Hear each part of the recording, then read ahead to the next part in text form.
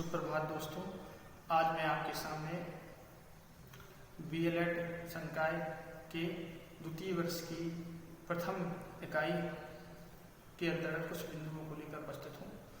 आपका स्वर्गीय रविन्द्रनाथ बोर्ड महाविद्यालय की बीएलएड द्वितीय वर्ष की शिक्षण कक्षा में स्वागत है। सबसे पहले बात करते हैं इकाई भाषा का संज्ञान। इसके अंतर्गत पहला बिंदु है भाषा अर्जन। भाषा अर्जन मतलब भाषा का सीखना, यानी बच्चे भाषा को कैसे सीखते हैं, इसका अध्ययन हमें इसके अंतर्गत करना है। बच्चे जो जिस परिवेश में पैदा होते हैं, जिस परिवेश में रहते हैं, उसी परिवेश में प्रचलित भाषा को सीखते हैं। चाहे वो कोई भी परिवेश हो, संसार का कोई अलग अलग देशों में अलग अलग तरह के भाषाई परिवेश हैं। अगर भारत की बात करें तो भारत में ही अनेकों भाषाई परिवेश है। तो सभी परिवेशों में जो बच्चे पैदा होते हैं उस परिवेश की भाषा को सीखते हैं।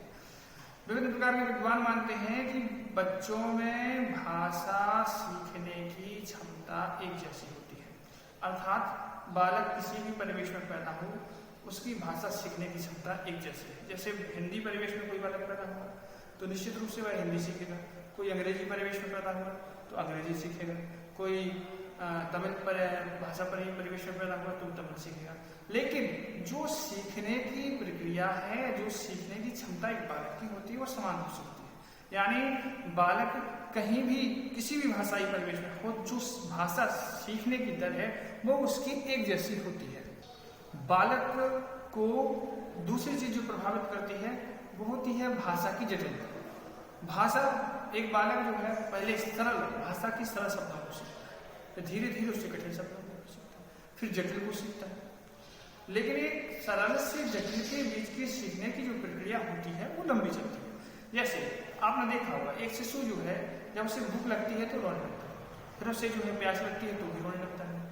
लेकिन जैसे ही शिशु की उम्र धीरे धीरे बढ़ती जाती है तो रोना छोड़कर अपनी जो मांग होती है या जो उसे महसूस होता है उसको शब्दों के माध्यम से रखने का प्रयास करता है। शुरुआत में बच्चे जैसे शब्दों का सही उच्चारण नहीं कर पाते हैं, धीरे धीरे बोलते हैं। कोई जो है ऐसे आपने सुना होगा, कोई बच्चा पानी को मम बोलता है, टॉफी को टाफी बोलता है, मासी को मासी बोलता है। ऐसे कई तरह के शब्द हैं। बच्चे जो है आसपास सुन के क्या करते हैं, धीरे धीरे उन शब्दों का बोलना या उन शब्दों को कहना प्रारंभ करते हैं। मतलब उनके अंदर जो सीखने की प्रवृत्ति है वो काफी धीमी होती है। आपने देखा होगा 2 वर्ष तक बच्चा आते आते बहुत कुछ जो है तोतला कर बोलते हैं, शब्दों का सही प्रयोग नहीं कर पाते। ऐसा आपने देखा होगा, निश्चित रूप से देखा होगा। एक विद्वान हुए हैं सिलोविन। इन्होंने एक अध्ययन किया। उस अध्ययन में इन्होंने बताया कि बच्चों के विचारों में जो भाषाई शब्द चलते हैं या जो भाषाई शब्द जिनका वो प्रयोग करते हैं, वे सब उनकी मानसिक संरचना में उनके परिवेश से ही पहुंचते हैं और उनका प्रयोग वो करते हैं।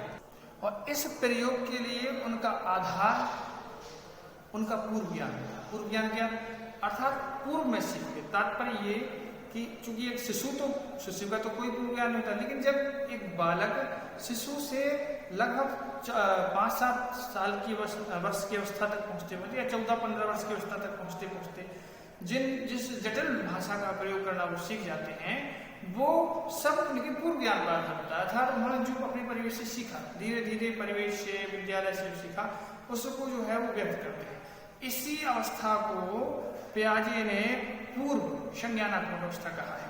अर्थात पियाजे ने कहा है कि बच्चे अपने वातावरण में जिन वस्तुओं के संपर्क में आते हैं, जिन वस्तुओं का वह प्रयोग करते हैं, उन्हीं वस्तुओं या उन्हीं प्रेरकों से वह सीखते हैं और अर्जित करते हैं। जैसे कोई चीज वह छूकर देखते हैं। जैसे उन्होंने कहा है कि 1 से 1.5 साल का एक बच्चा जिसे किसी वस्तु का ज्ञान नहीं होता है, वो कोई भी जो वस्तु होती है उसे छूकर देखता है। जैसे उसने पहले आग देखी छूकर, तो जैसे वो आग छूता है तो वो उसे डैमेज कर जाता है। मान लीजिए वो बच्चा जो जल जाता है बच्चा जलने के बाद कभी बच्चा उस खराब को नहीं छूगा, क्योंकि उससे उसका ज्ञान हो जाता है कि ये वस्तु से हार्मफुल है, अर्थात उससे मतलब जो है नुकसान पहुंचाने वाली है। ऐसी क्रिया यानी इन्हीं सब जो वातावरण में जो विभिन्न प्रकार की वस्तुएं मौजूद होती हैं उन सबको पियाजे ने संवेदी प्रेरक कहा है, अर्थात जो मतलब एक बालक को सीखने में सहायता करता है। और उन्होंने इसको 3 भागों में बांटा है और वो 3 बातें कहते हैं। नंबर 1 जो है वस्तु स्थापन का संसाधन, यानी उनका मानना है कि भाषा सीखने में वस्तु स्थापन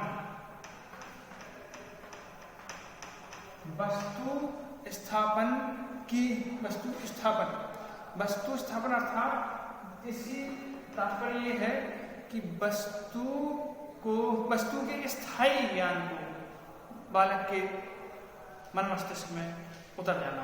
यानी एक बालक जो विविध प्रकार की वस्तुओं को पहचान करते हैं, समझने लगते हैं कि ये वस्तुएं क्या है, अर्थात वे वस्तुएं उनके समक्ष अगर उपलब्ध भी नहीं है तो भी वो समझ जाते हैं कि ये वस्तु है। जैसे कोई खिलौना है, एक बालक को जीप या मान लीजिए कोई भी खिलौना वो ले लेता है तो फिर उसे अगर उस खिलौने का नाम है तो उसको तुरंत ध्यान आ जाता है कि वो वाली वस्तु, और जो है वो उसको जैसे कहीं अगर रखना तो उठा के ले आता है।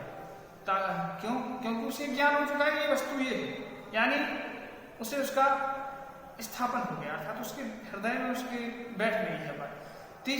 दूसरी चीज जो है वो यंत्रों की खोज। यंत्रों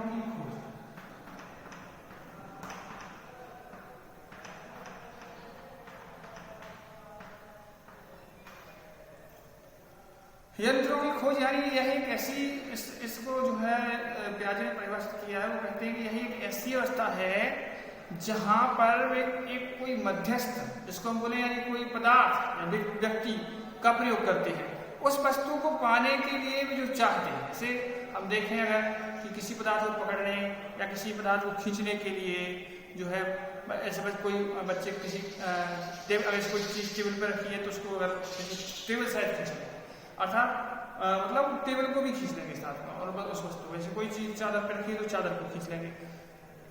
इस प्रकार का यानी यहाँ क्या जो टेबल है जो चादर है वो क्या करती है, मध्यस्थ का कार्य करती है।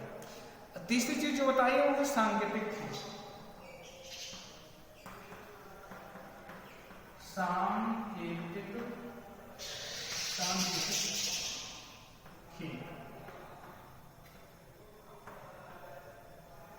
सांकेतिक खेल से तात्पर्य है कि बच्चे इस अवस्था में